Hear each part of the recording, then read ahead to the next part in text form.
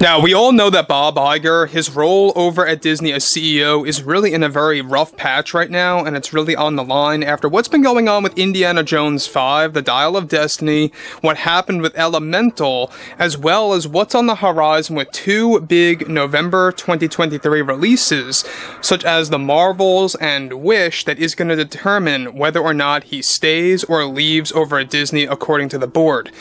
This is Mike Zero. Subscribe if you're new and like this video to see future updates. I'm also on Twitter at Mike01. I thank you also very much for the great and kind support. And let's get right into what's going on here with Bob Iger. Now, we know that Bob Iger has really been trying to upsell Indy 5 and has really been trying to hide the fact that they are panicking over at Disney. They are very frightened about the box office fallout over at Lucasfilm/Disney and what's happening with Dial of Destiny, and how they are still putting their foot down and standing their ground on developing an Indy 5 sequel.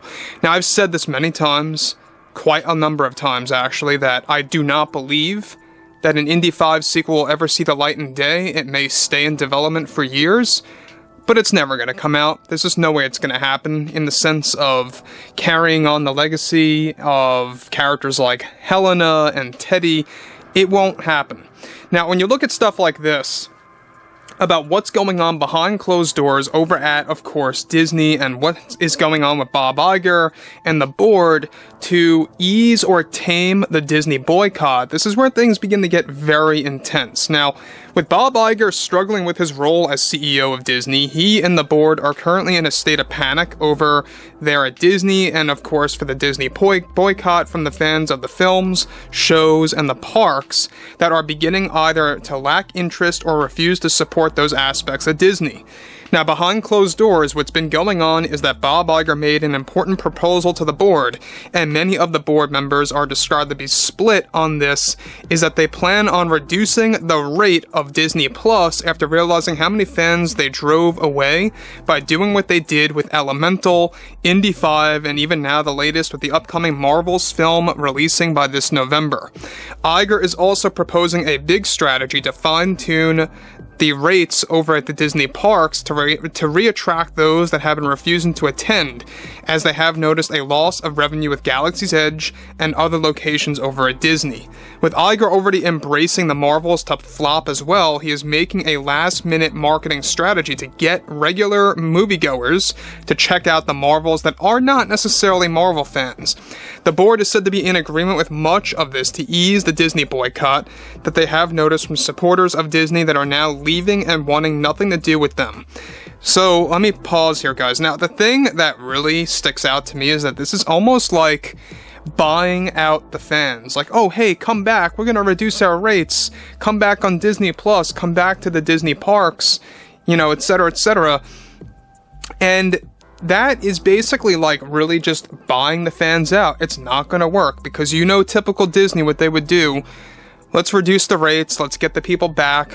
And let's keep them here and progressively raise the rates again. That's what they would do. That's typical Disney, and that's their behavior. That is exactly in their nature of what they would eventually do. So we know that Disney Plus is getting quite expensive for a lot of people out there. I think that it is accurate. A lot of you have been reporting back to me that what you guys tend to do, even if you ever sign up for Disney Plus, and by the way, Disney hates this, is there's a lot of people that sign up for like a month, they watch a show, they binge it, and then they cancel it, and that's it. They're done. A lot of people did that with The Mandalorian Season 3, actually. They signed up, they watched it, they signed off, and they were no longer a part of Disney Plus. They're trying to tame that too, and to find a way on how to prevent that from happening. You see, the thing is, I think what needs to happen is that they need more consistent, quality-driven products or shows that are in relation with one specific franchise after the other. So we know that Disney Plus right now, obviously a lot of fans do not want to really get into that. Right now I believe it stands at $109.99 a year, which is quite a lot. I know it may seem not so expensive to others out there, but to some people that's a lot, for a subscription service. They got to take into account that a lot of people have multiple streaming services, 2, cable bills, etc., etc. So on top of this, IGER knows this won't help the boycott. They have come to realize that Indy 5 only made things worse, and that many board members are calling for Kennedy's removal, while other board members are fighting for Kennedy to stay at Lucasfilm. There is a state of panic and chaos happening at Disney right now as a result of both Elemental failing and Indy 5, as they are clinging to hope that Haunted Mansion will perform well this month of July. Now, look, I know a lot of you guys have been saying that that's the only decent-looking thing coming out of Disney for the past several months, is the Haunted Mansion. I myself, I just am not feeling it.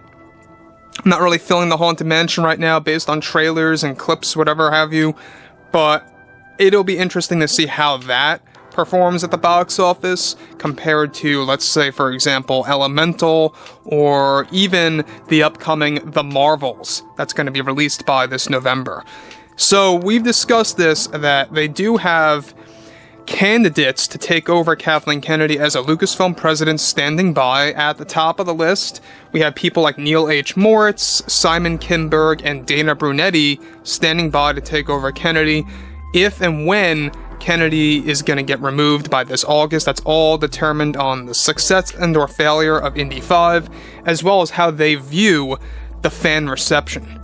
Now, as you all know, Rotten Tomatoes score is very, very high. It's in the high 80s still. But if you go on Metacritic, the last time I checked, it was like at a 4.6, which is not good. That's really, really bad. And a lot of people have been questioning the validity of Rotten Tomatoes, and sure, some people are going to have differing opinions on that. I understand that.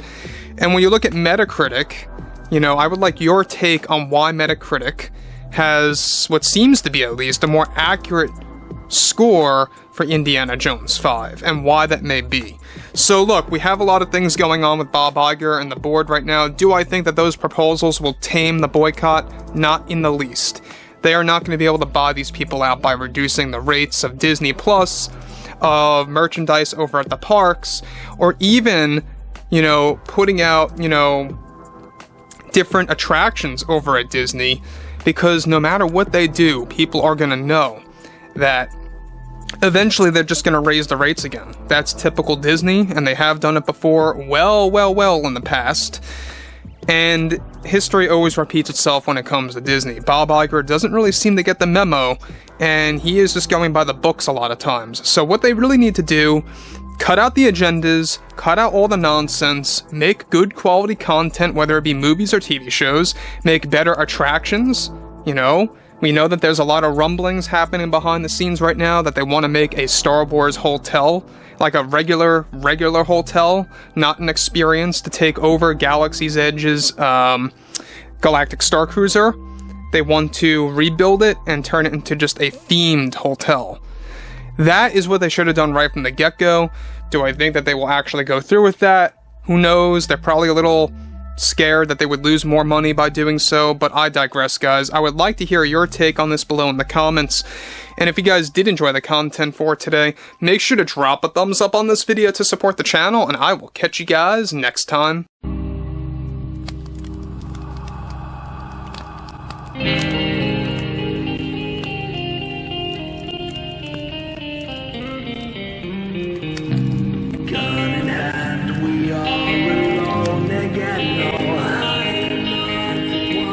From night to moon we hear